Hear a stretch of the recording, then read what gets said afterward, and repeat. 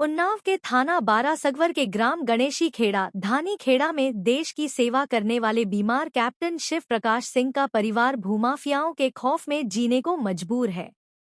पूरा विवाद गाटा संख्या 22 पर स्थित उनकी 34 साल पुरानी रजिस्टर्ड दुकानों को लेकर है।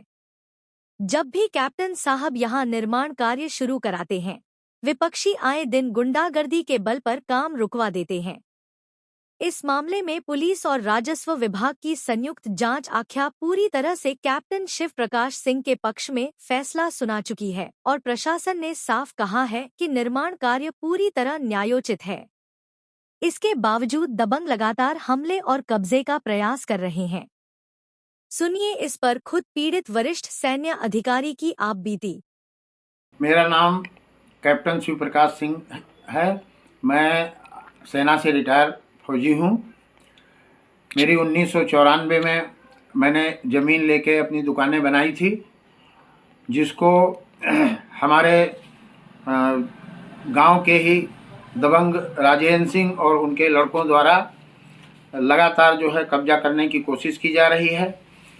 अभी मैं रिटायरमेंट आया हूँ और रिटायरमेंट आने के बाद में अपनी दुकानों में जो 32 साल से हमारा दुकानों पे कब्जा है और उसका बाकायदा हमारे पास में बैनामा है, इंतखाब है, सब कुछ मेरे नाम चेक नंबर 22 चढ़ा हुआ है। रिटायरमेंट आने के बाद में मैंने सोचा कि चलो अपनी आवासीय व्यवस्था के लिए कुछ मकान बनाया जाए यहाँ पे। तो हमारे विरोधी गुंडों के साथ में मिलकर उन्होंने हम पर इतना अत्याचार किया कि ऊपर हमने आदेश लेके, जिसमें एक आदेश हमारा 1999 का है तहसीलदार के द्वारा कि हम अपने 22 नंबर का पूरा कब्जा इनका है और जो 22 नंबर में बना रहे हैं वो अपने निजी जगह में बना रहे हैं। इसके बावजूद भी हमारे गांव के इन दबंग लोगों ने एक गुट बना रखा है। ये लोग दूसरे की ज़मीनों पे ज़बरदस्ती कब्जा करते हैं, दूसरे के मकानों में कब्जा करते हैं। हमने हमेशा प्रशासन की मदद ली और प्रशासन के द्वारा एसडीएम के द्वारा सब बार बार लिख के दिया जा रहा है कि ये शिवप्रकाश सिंह की प्रॉपर्टी है, 22 नंबर की है। तो हमारे गांव के दबंग लोग जो है राजेंद्र सिंह, इनके पुत्र राघवेंद्र सिंह उर्फ रिंकू छोटू चौहान और सिमूर सिंह के पुत्र संदीप सिंह और सोनू सिंह और इसके बाद में गुड्डू सिंह उर्फ देवेंद्र सिंह और रामदेव सिंह, ये सब लोग मिलके हमको हमारी प्रॉपर्टी पे जो 1999 में नीचे बनी हुई है, हम उस पे ऊपर बनाने की कोशिश कर रहे हैं। तो उस पे ये लोग जो है हमको मतलब रात दिन परेशान किए हुए हैं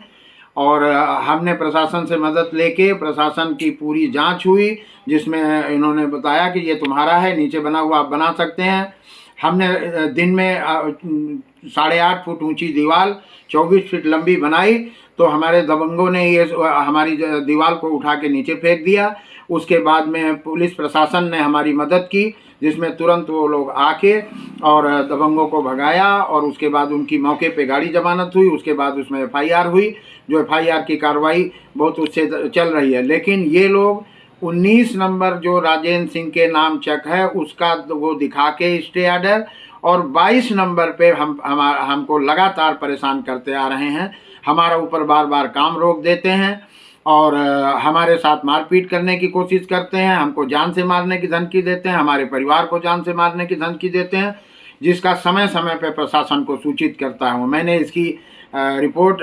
IGRS में भी की हुई है। इन्होंने यहाँ पे वो करने के बाद हमारे घर पे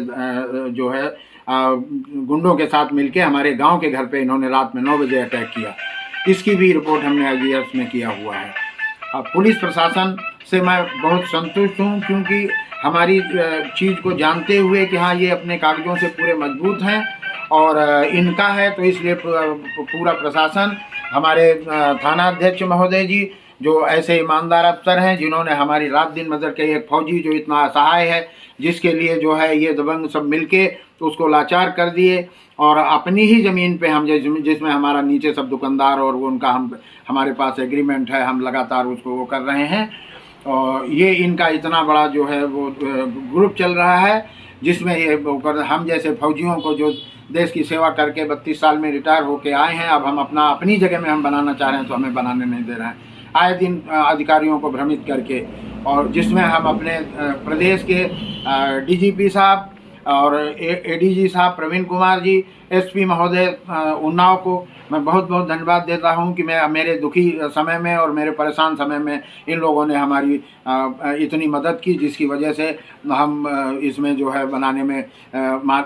वो कामयाब हो रहे हैं। इसके बावजूद भी ये लोग जो है लगातार अधिकारियों को भ्रमित करके और आए दिन काम रोक देते हैं, जो और नेता और इनसे सब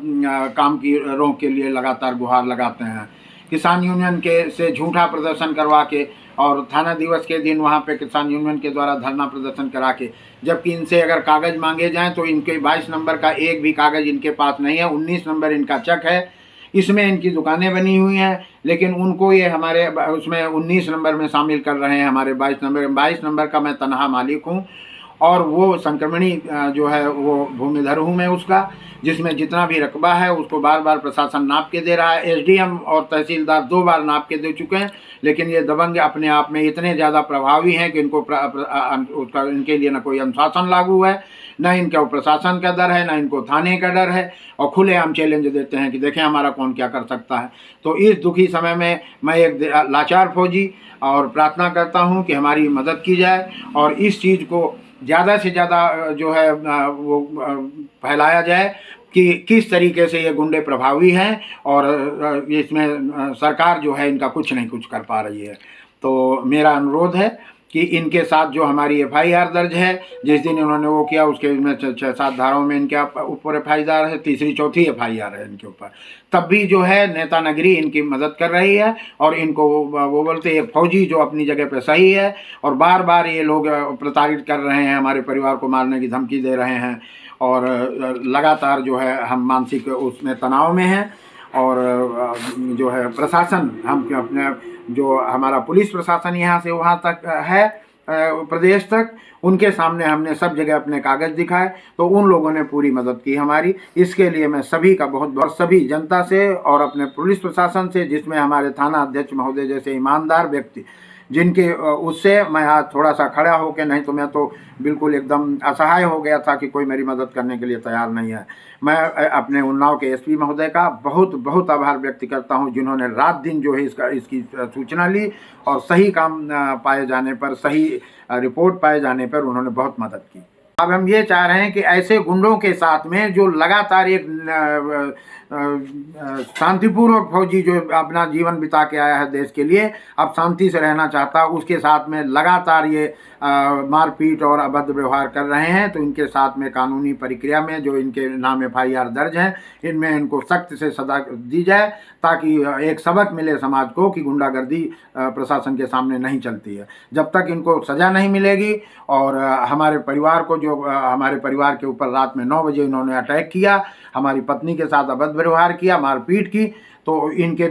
दिमाग से डर बिल्कुल है नहीं और इनका एक बहुत बड़ा ग्रुप है, जिसकी वजह से ये क्षेत्र में भी अच्छे अच्छे लोगों के साथ में जो है मारपीट करते हैं। तो मेरा यही निवेदन है सरकार से और पुलिस प्रशासन से कि ऐसे गुंडों को सबक सिखाएं और एक लाचार फौजी की मदद करें। इसके लिए मैं सारे जीवन परिवार सहित आभार व्यक्त करता हूं आपका।